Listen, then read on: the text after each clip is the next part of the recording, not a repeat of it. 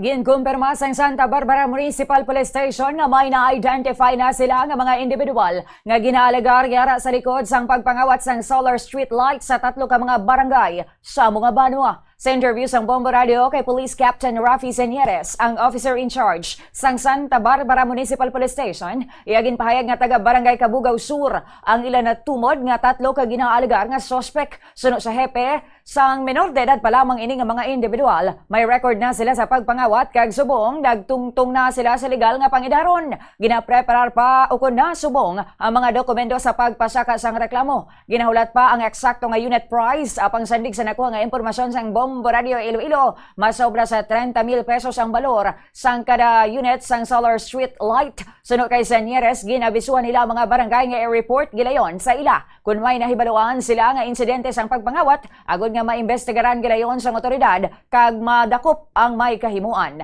Nagdepensa man si Senieres nga padayon man sila sa pagpatrolya sa kada barangay sa amo nga banwa apang nagahingo sila sang dugang nga bulig sang monitoring sang barangay officials.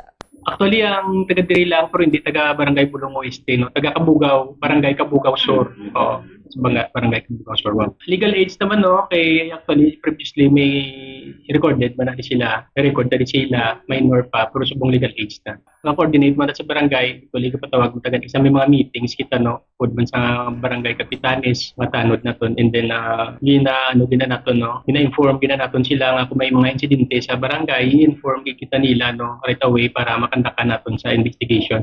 Kaya iniabi siya, wala kita di-reported nga incident, nakita man naton sa CCTV nga forward sa taga-munisipyo.